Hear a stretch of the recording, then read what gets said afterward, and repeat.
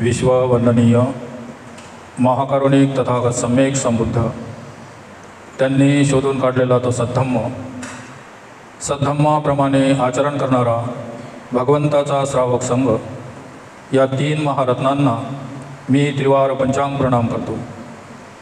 Bodhisattva परमपूजनीय doctor Babasaheb Ambedkar यांच्या धम्मक्रांतीमध्ये संपूर्ण जीवन समर्पित।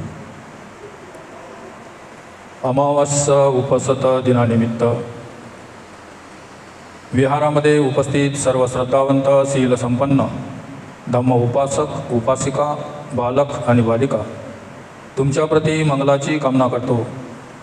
बुद्ध धम्म संघ या 3 रत्नाच्या प्रतापाने तुमच्या संसारातील सर्व आपत्ती विपत्ती दुःख संकट सर्व नष्ट हो, सुख शांती वैभवाची तुम्हा सर्वांना प्राप्ती हो, अशी मंगलमय कामना करून आजच्या देशनेला सुरुवात केली। सिद्धार्थाने गृहत्याग केल्यानंतर 7 वर्षाचा कालावधी लोटला।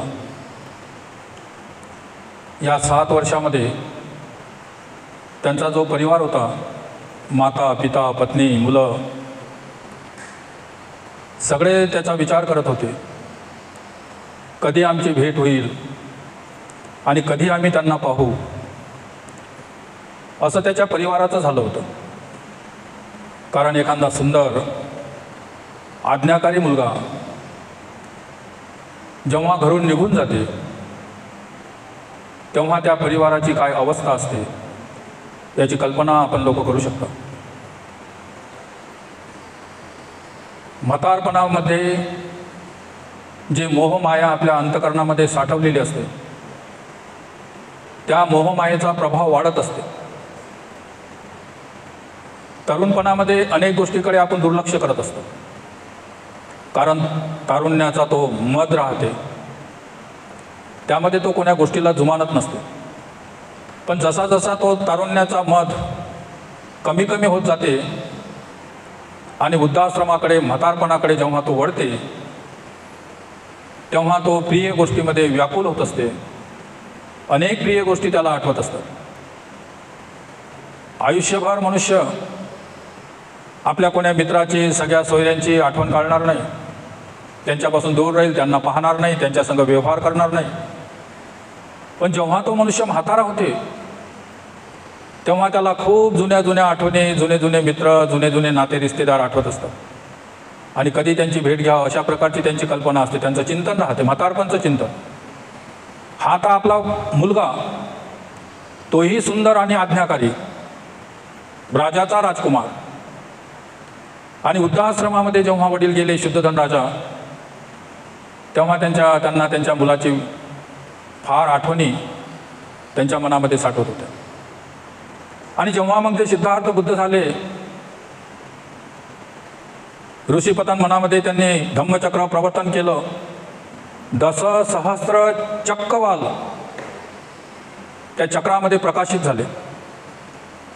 10 सहस्त्र 10,000 चक्रवाल, चक्रवाल म्हणतात या सगळ्या सृष्टीला। 1 पृथ्वी, 1 चंद्र, 1 सूर्य, असंख्य तारे, ज्याला तुम्ही निसर्ग म्हणता, याला 1 चक्रवाल म्हणतात। असे 10 सहस्त्र 10,000 चक्रवाल प्रकंपित झाले होते जेव्हा त्यांनी धम्मचक्र केलं, प्रकाशित झाले होते। नंतर काश्यप बंधूला जेव्हा दीक्षा दिली तेव्हा मग तथागताची महत्ती सगळ्या इलाख्यामध्ये पसरली होती आणि ती वार्ता मग कपिलवस्तू नगरापर्यंत येऊन पोहोचली होती। सिद्धार्थ गौतम तथागत सम्यक संबुद्ध झाले आणि एवढे मोठे जटिलांना त्यांनी धर्मांतर केलं। तिन्ही लोकांमध्ये त्याचा डंका वाजत आहे। असे संदेश, असे निरप जेव्हा त्या कपिलवस्तू नगरामध्ये येत होते आणि त्याचे आईवडील जेव्हा ऐकत होते, पुन्हा त्यांच्या मनामध्ये त्यांना कधी भेटतो, कधी पाहतो, व्याकुलता निर्माण झालेली असते। आणि जेव्हा ती व्याकुलता शिगेला पोचते तेव्हा शुद्धोधन राजा आपल्या मुलाला भेटण्यासाठी अनेक दूत, अनेक पुरोहित जेव्हा ते ऐकतात की आता तथागत बुद्ध राजगृहाला राहत आहेत बिंबिसार राजाच्या नगरीमध्ये, तेव्हा शुद्धोधनाने एक दूत पाठवला की जा माझ्या मुलाला, माझ्या बाळाला सांगा की ज्याप्रमाणे एखादा हत्ती चिखलामध्ये रुतला म्हणजे तो निघण्यासाठी धडपडते, कोशिश करते, तसे तुझे वडील तुझी वाट पाहत आहे. तो सेवक येत होता, भगवंताजवळ बसत होता, तथागताचे प्रवचन ऐकत होता, धर्म ऐकत होता, त्या ठिकाणी दीक्षित होत होता आणि भिक्षू म्हणून आपलं जीवन जगत होता. असे 5-6 वेळा शुद्धधनाने निरप्प पाठवले, पण कोणीही बुद्धाला तो संदेशा दिला नाही, किंवा दिलाही असेल तर बुद्ध या बाजूला आले नाही. आणि एवढे लोक एवढे निरप्प पाठवून तरी आपला पुत्र या बाजूला येत नाही, तेव्हा त्यांच्या वडिलांच्या मनामध्ये काय कालघाल होत असेल. फार कठीण अवस्था राहते. शेवटी आपल्या पुरोहिताचा, राजाची सेवा करणारा पुरोहिताचा पुत्र कालुदाई, ज्याचा जन्म सिद्धार्थाच्या जन्माच्या सोबतच झाला होता आणि लहानपणापासून तो त्या महालामध्ये सिद्धार्थाच्या सानिध्यामध्येच वाढला होता. शेवटी त्या कालुदाईला शुद्धधनाने आपल्याकडे बोलावलं आणि त्याला सांगितलं की वत्स, अनेक निरप पाठवले, पण त्यांचे संदेशही आले नाहीत किंवा ते लोकही आले नाहीत. आणि मी असं ऐकलं का जे जे लोक पाठवले ते त्यांचे भिक्षू झाले आणि त्यांच्यासोबत संन्यासी झाले. कालुदाईन, तू जा आणि त्यांना सांग की तुझे माता पिता तुझी वाट पाहत आहेत. तुला जो धर्माचा लाभ झाला त्या धर्माचा अनेक लोक उपभोग घेत आहेत. पुऱ्या उत्तर भारतामध्ये तुझा धर्म प्रकाशित झालेला आहे, पण ज्या मातापित्यांनी तुला जन्म दिला त्या मातापित्यांना अजून तुझा धर्म माहीत झाला नाही, तू त्यांना सांगितला नाही. कारण जेव्हा एखादा पुत्र कोण्या नोकरीवर लागते किंवा एखाद्याला जेव्हा एखादं धन प्राप्त होते, तेव्हा तो त्या धनाचा भाग, आपला पहिला पगार तो पुत्र आपल्या मातापित्याला देत असते. आणि जेव्हा आपल्या मुलाची पहिली कमाई, पहिला पगार आईवडिलांना जेव्हा प्राप्त होतो, तेव्हा आईवडिलांना फार संतोष वाटत असतो. म्हणून हे कालुदाईन तुझा आहे. आणि मी जे तुला सांगत आहे या शब्दामध्ये जाऊन माझ्या पुत्राला सांग. आणि इतर लोक जसे त्या ठिकाणी भिक्षून रमणान झाले तसा तू होऊ नको. तू पहिले त्यांना घेऊन घरी ये आणि मग तुझी इच्छा असेल तर मग तू दुसऱ्यांदा जा. अशा प्रकारे कालुदाईला वचन देऊन, त्याला विश्वासात घेऊन शुद्धधन राजाने त्याला निरोप देण्यासाठी पाठवलं. अशा प्रकारे कालुदाई जेव्हा तथागताच्या जवळ जाऊन बसला, तथागताला जेव्हा भेटला, तथागताला वंदन केल्यानंतर वडिलांनी ज्या ज्याप्रमाणे सांगितलं होतं त्याप्रमाणे कालुदाईंनी भगवंताला सांगितलं. त्याची इच्छा होती भिक्षू होण्याची, पण त्या राजाला दिलेलं वचन, शुद्धधनाला दिलेलं वचन, शब्द, त्यामुळे तो रमणान झाला नाही. आणि जोपर्यंत भगवान बुद्धांनी होकार दिला नाही तोपर्यंत तो भगवंताच्या सानिध्यामध्येच राहत होता. नेहमी नेहमी सांगत होता की भगवान, तुमच्या आईवडिलांनी तुम्हाला भेटीला बोलावलं. आणि जेव्हा भगवंतांनी होकार दिला की ठीक आहे, आम्ही कपिलवस्तूला येणार आहोत, सगळ्यांना भेटणार आहोत, असं जेव्हा भगवंतांनी हो म्हटलं आणि भगवान जेव्हा कपिलवस्तूकडे त्यांनी प्रवासाला सुरुवात केली, तेव्हा हा निरोप देण्यासाठी कालुदाईन भगवान बुद्धाच्या अगोदरच कपिलवस्तूला येऊन पोहोचला. तेथे पोचल्यावर जेव्हा कालुदाईन पोहोचला आणि हा संदेशा जेव्हा कालुदाईंनी आपल्या राजवाड्यामध्ये सांगितला, तेव्हा संपूर्ण कपिलवस्तू नगरामध्ये ती वार्ता पसरली की ज्या कामासाठी सिद्धार्थ गौतम गृहत्याग करून संन्यासी धर्म स्वीकार केला होता, ते काम त्याचं पूर्ण झाल्यामुळे आता सिद्धार्थ आपल्या नगरामध्ये वापस येत आहे. ज्याच्या त्याच्या तोंडी हे शब्द बसले होते. आणि जो तो त्याला भेटण्यासाठी, त्याला पाहण्यासाठी व्याकुल झाले होते कपिलवस्तू नगरातील लोक. कारण अनेक लोक सांगत होते त्याचं असं सौंदर्य आहे, त्याचं असं रूप आहे, तो अशा प्रकारे धर्माचा उद्देश करते. आणि ह्या गोष्टीमुळे लोकांनी ऐकल्या होत्या. आता साक्षात तो येत आहे आमच्या नगरामध्ये, त्यामुळे सगळं नगर प्रसन्न झालं होतं, आनंदित झालं होतं. आणि त्यावेळेस त्यांनी मग साफसफाई, रस्ते झाडणे, दुतर्फा सुगंध पसरणे, फुलं पसरणे, जसं आज आपण विहाराची सजावट केली तशी पूर्ण कपिलवस्तू नगरी जगमगाट झाली होती. सगळ्यांनी रस्त्यावरती आपले प्रकाश केले होते, दिवे पाजवले होते, दिवे जाळले होते. फार मोठे तोरण, फार मोठा रस्ता साफ केला होता. कारण तथागत सम्यक संबुद्ध 7 वर्षानंतर आपल्या घरी आपल्या गावात येत होता आणि त्याचा तो आनंद होता. आणि बौद्ध इतिहासकार सांगतात की ज्या दिवशी भगवान बुद्ध आपल्या कपिलवस्तू नगरामध्ये आले होते आणि त्या कपिलवस्तू नगरातील लोकांनी जे रोषणाई केली होती, दिवाबत्ती केली होती, सजवलं होतं, त्याचंच उदाहरण घेऊन त्याला दुसऱ्या मार्गाने सजवून काही दुष्ट लोकांनी त्याचं ते दिवाळीमध्ये रूपांतर केलं. दिवे लावत आहेत, फटाके फोडत आहेत, असं करत आहेत, तसं करत आहेत. काही लोक सांगतात की तो क्षण तथागत बुद्धाचा कपिलवस्तू नगरामध्ये त्याचं विकृतीकरण करून नंतर लोकांनी आपल्या मर्जीने त्याला सजवलं. तर अशा प्रकारे कपिलवस्तू नगरी सजवल्या गेली होती आणि भगवान बुद्धाने आपला 1200 भिक्षू संघ घेऊन कपिलवस्तू नगराकडे निघाले होते. जोपर्यंत चालता येते तोपर्यंत चालत होते. ज्या ठिकाणी कोणी गाव नगर लागलं त्या ठिकाणी भिक्षाटन करत होते, पुन्हा चालत होते. जिथं रात्र झाली तिथं मुक्काम करत होते. अशा प्रकारे भगवान बुद्ध कपिलवस्तूकडे निघाले आणि ते जसे जसे जवळ येत होते तसे तसे राजाचा दूत राजाला संदेशा सांगत होता की आता 100 किलोमीटर आहेत, आता 50 किलोमीटरवर आहेत, आता 10 किलोमीटरवर आहेत, उद्या आपल्या नगरामध्ये येणार आणि उद्या आपल्या नगरामध्ये येणार. पण माता पित्यांना तो मुलगा घरी येईल त्याची वाट पाहणं त्यांना अशक्य झालं होतं या गोष्टी. म्हणून त्यांनी असे रथ जुंपले. प्रजापती, शुद्धधन, नौकर चाकर लवाजमा घेऊन राजा आपल्या रथामध्ये सजून भगवान बुद्धाच्या सामोरे आपल्या पुत्राच्या सामोरे निघाला. आणि जेव्हा त्या पित्याने दुरूनच त्याला पाहिलं तेव्हा तो विचार करत होता. त्याचं सौंदर्य, त्याचं ते गांभीर्य पाहून राजानं जेव्हा दुरूनच आपल्या पुत्राला पाहिलं तेव्हा ते थक्क झाले. त्यांचं अंतःकरण आनंदाने भरून निघालं. आनंद व्यक्त करण्यासाठी त्यांना शब्द सापडत नव्हता. जेव्हा अंतर्मनामध्ये अत्यानंद उफाळून येते तेव्हा वाणीतून शब्द फुटत नसतात, डोळ्यातून अश्रू वाहतात. तो इतका आनंदाचा क्षण राहते आणि त्याला परमोच्च आनंद, त्याला परमोच्च आनंद म्हणतात. केवळ आनंदानं भागत नाही असा तो आनंद राहते. आणि त्याचं रूप, त्याचं सौंदर्य पाहिल्यानंतर त्या राजाची अवस्था त्याप्रमाणे झाली. आणि जसा जसा तो जवळ येत होता तसा तसा राजा विचार करत होता की हाच माझा पुत्र, हा खरोखर त्यांचाच पुत्र होता. ते सिद्धार्थाचं रूप होतं. तो महान श्रमण जरी त्यांचा हृदयाच्या किती जवळ होता तो त्यांचा पुत्रच होता. ते सिद्धार्थाचं रूप. आणि तो किती हृदयाच्या जवळ होता पुत्र म्हणून, पण बुद्ध म्हणून अंतर खूप होतं.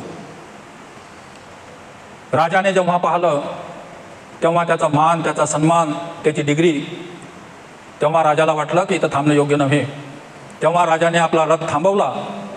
राजा राणी सगळे रथातून खाली उतरले आणि त्यांनी भगवान बुद्धाला वंदन केलं, नमस्कार केला.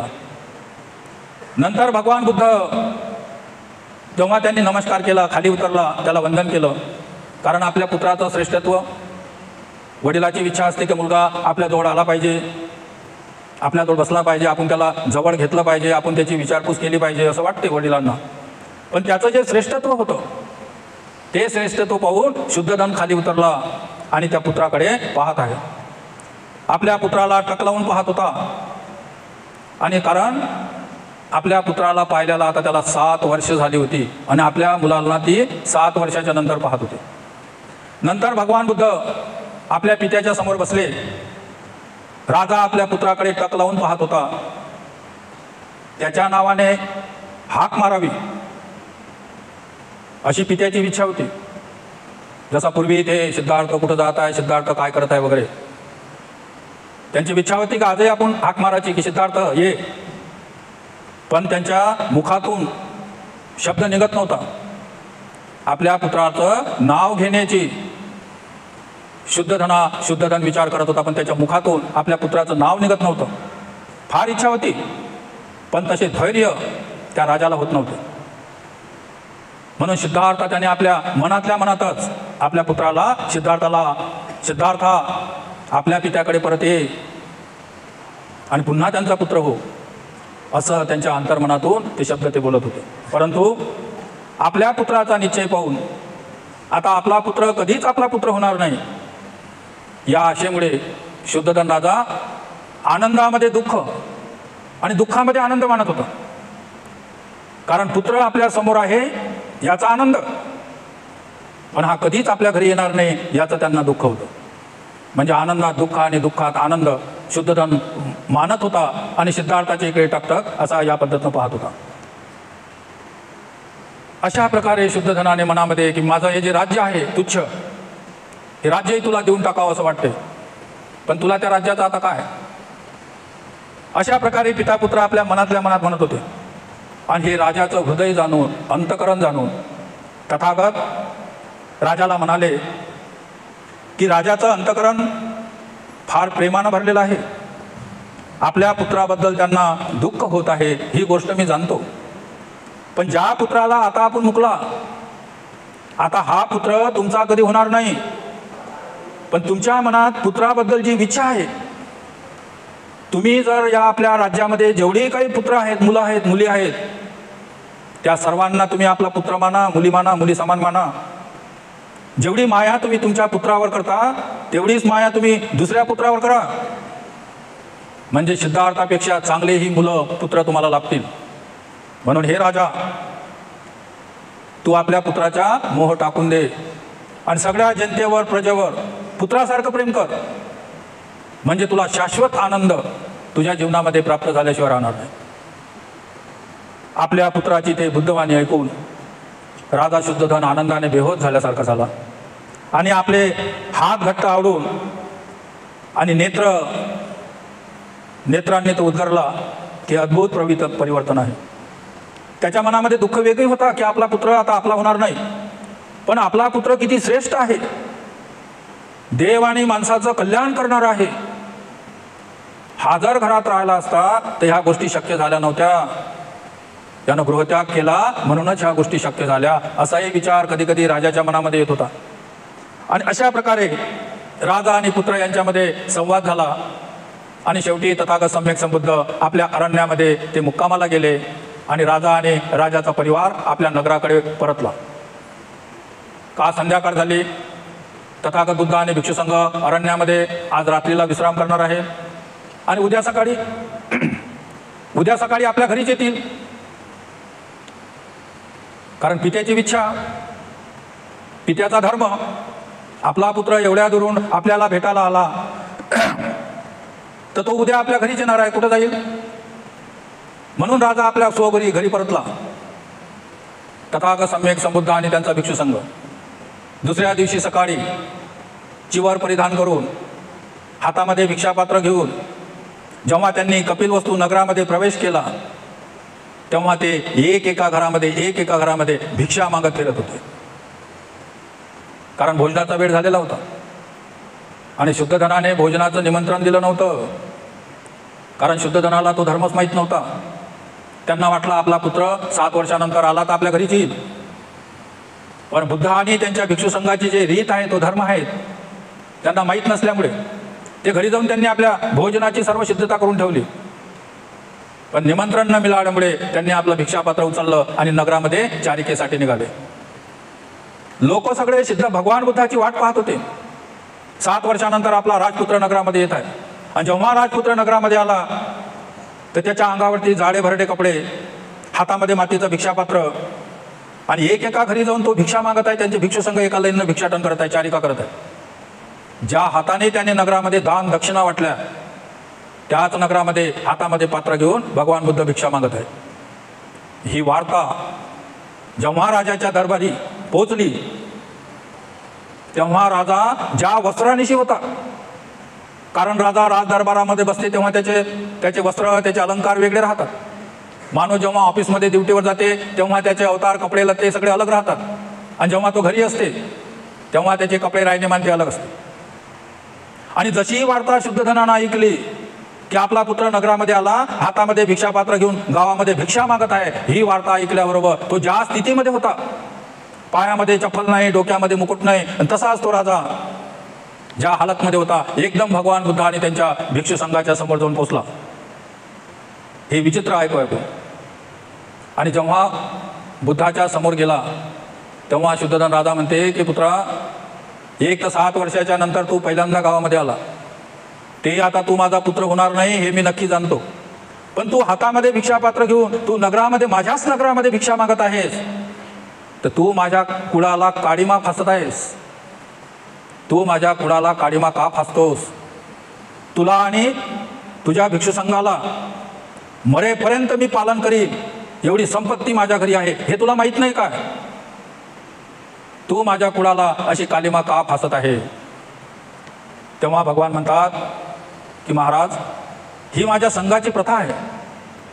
जेवढी बुद्ध आणि त्यांचे श्रावक भिक्षू संघ झालेला आहे ते आपलं भोजन चारिका करून भिक्षा मागूनच करतात.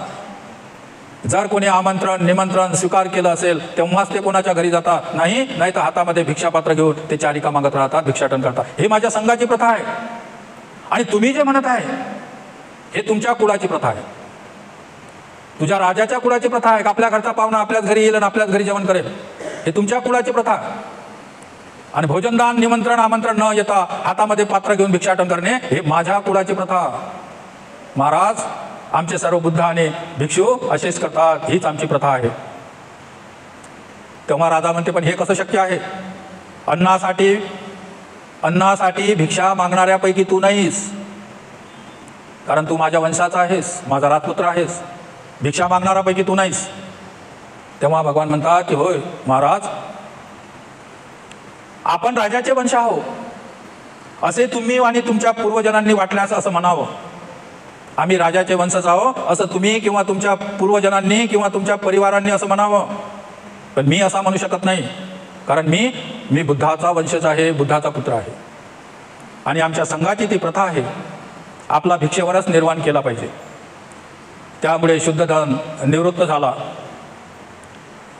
तेव्हा भगवान म्हणाले की एखाद्याला जेव्हा गुप्त धन सापडते तेव्हा त्या धनातील वाटा आपल्या वरिष्ठांना, आपल्या मातापित्यांना देण्याची प्रथा आहे. म्हणून मी तुम्हाला माझ्याकडे जे मूल्यवान रत्न आहे धम्मरूपी, त्याचा थोडासा वाटा महाराज तुम्हाला द्यावा अशी माझी इच्छा आहे. जर आपण आपल्या सुख स्वप्नातून मुक्त व्हा, जर तुम्हाला खरा आनंद प्राप्त करून घ्यायचा असेल तर तुम्ही आपल्या सुख स्वप्नातून मुक्त व्हा. जे आयुष्यभर तुम्ही सुखाचे स्वप्न पाहिले आहेत, परिवाराबद्दल, धनसंपत्तीबद्दल, मुलाबद्दल, मुलीबद्दल, या स्वप्नातून पहिले मुक्त व्हा. कारण हे स्वप्न नाशिवंत आहेत, हे स्वप्न तुटणारे आहेत. आणि जेव्हा स्वप्न तुटते तेव्हा मनुष्याला खूप दुःख होते.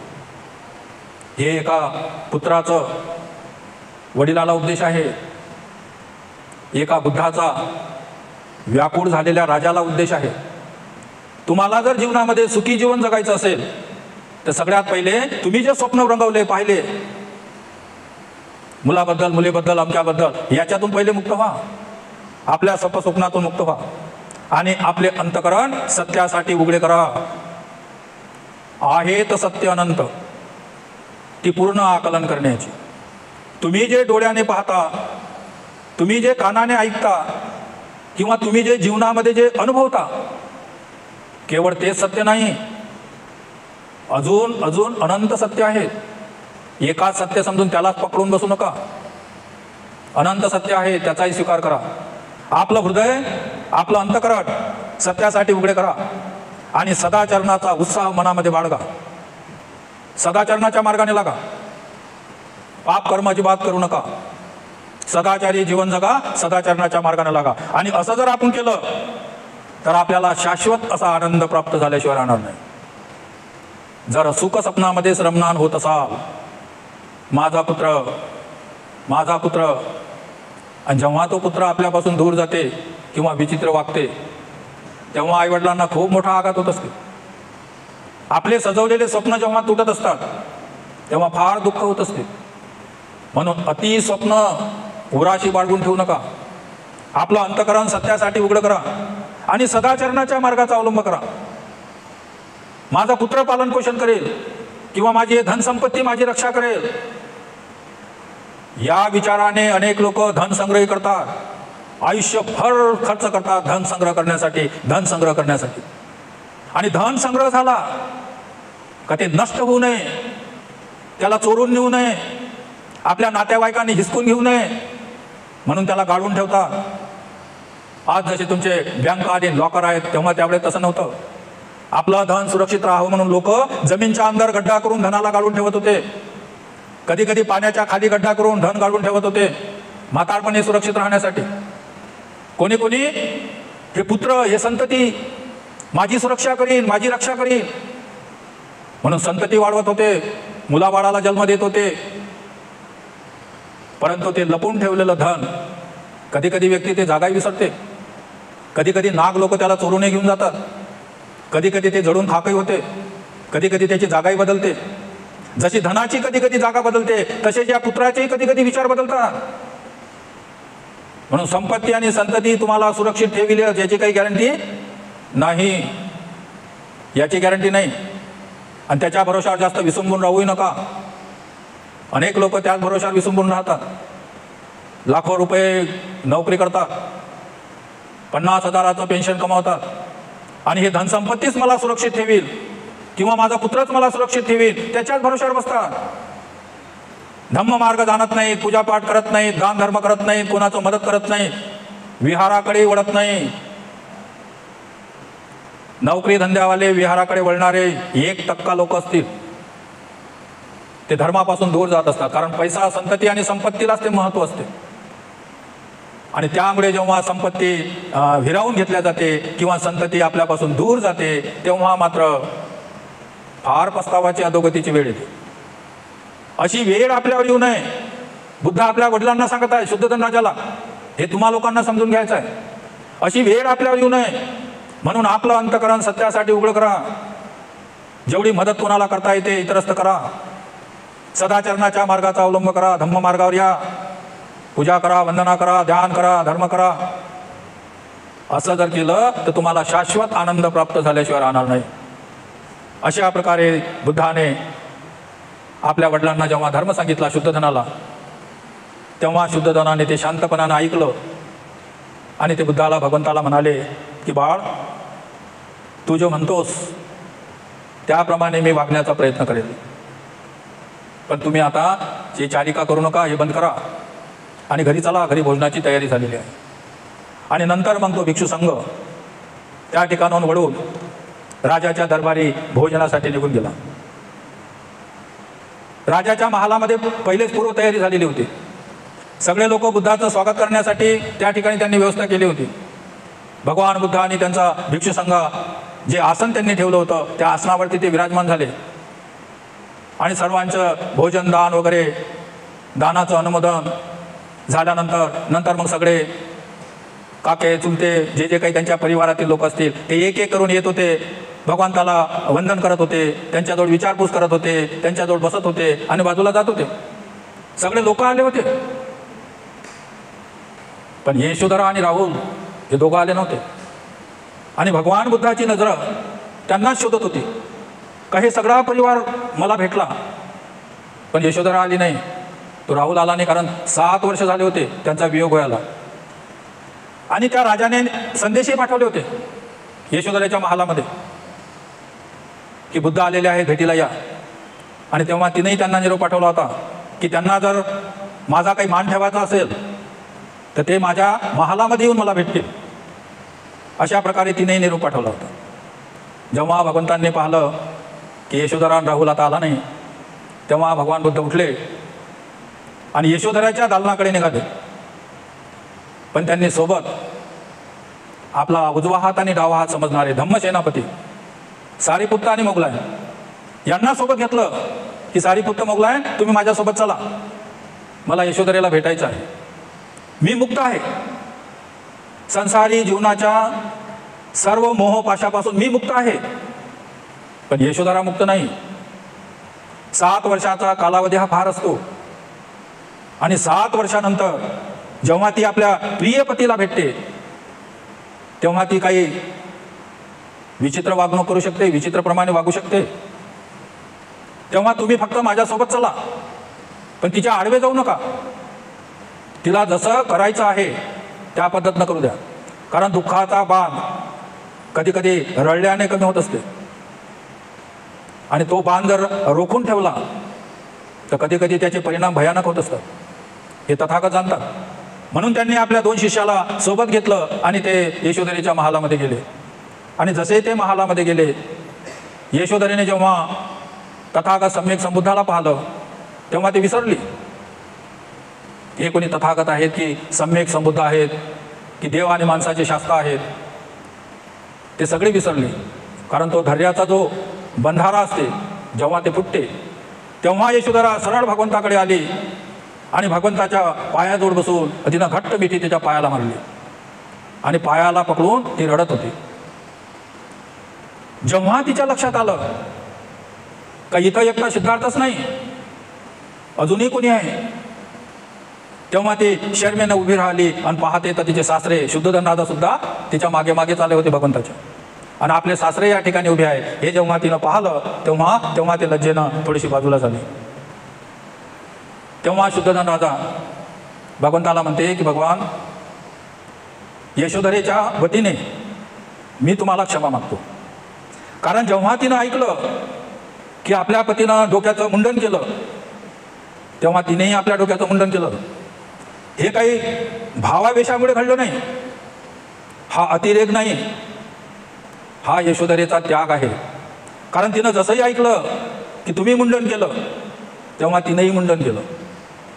जेव्हा तिने ऐकलं की सिद्धार्थ भिक्षापात्रामध्ये भोजन घेत आहे तेव्हा तिनेही भिक्षापात्रामध्ये भोजन घेणं सुरू केलं. जेव्हा तिने ऐकलं की सिद्धार्थाने सगळ्या दागिन्याचा सौंदर्याचा त्याग केला आहे तेव्हापासून तिनेही दागिने सौंदर्याचा त्याग केला. आणि जेव्हा तिने ऐकलं की आपला पती एकच वेळा भोजन घेते तेव्हा तिनेही एकच वेळा भोजन सुरू केलं. म्हणून तिच्याबद्दल मी तुम्हाला क्षमा मागतो. हे अतिरेकामुळे नव्हे, हे तिचा त्याग आहे. अशा प्रकारे भगवान बुद्धाने यशोधरांची भेट झाल्यानंतर, तिला भेटल्यानंतर भगवान खाली आले आणि भिक्षू संघामध्ये बसले. भिक्षू संघामध्ये बसल्यानंतर यशोधरेने आपला जो बाळ होता राहुल, आता तो 7 वर्षाचा झाला होता, त्याला आपल्या जवळ बोलावलं आणि राजपुत्राला साजेचे वस्त्र त्याच्या अंगावरती घातले आणि त्याच्या अंगावर वस्त्र घालून ते आपली दिवाणमध्ये उभी राहून त्या भिक्षू संघामध्ये बसलेल्या भगवान बुद्धाकडे बोट करून सांगत आहे की हे राहुला, ते जे भिक्षू संघामध्ये बसले आहेत, ब्रह्मासारखं ज्यांचं तेजस्वी रूप आहे, सिंहासारखे ज्यांचं शरीर आहे, ते जे सगळ्या भिक्षूमध्ये बसलेले आहेत ते तुझे पिता आहेत. कारण राहुलाला माहीतच नव्हतं आपले वडील कोण आहेत, कारण जन्माच्या बरोबरच सिद्धार्थ निघून गेले होते. आणि जसाही तो राहुल चालू बोलू लागला तर तो शुद्धधनालेच बाबा बाबा म्हणत होता. तेव्हा तो आईला म्हणते की माझे वडील तर शुद्धधन आहेत, हे कोण आहे? तेव्हा ती सांगते की नाही, हेच तुझे वडील आहेत. आणि त्यांच्याकडे मी कधी पाहिलं नाही एवढं हिरे माणिक मोत्यांच्या राशीच्या राशी आहेत, फार धन आहे, मी कधी पाहिलं नाही एवढं धन आहे. मग तू जाय तुझ्या वडिलाजवळ, त्या वडिलाला भेट आणि ते जे धन त्यांच्याकडे आहे त्या धनाचा वारसा माग, कारण तू त्यांचा पुत्र आहेस आणि त्या धनाचा तूच एक वारस आहेस.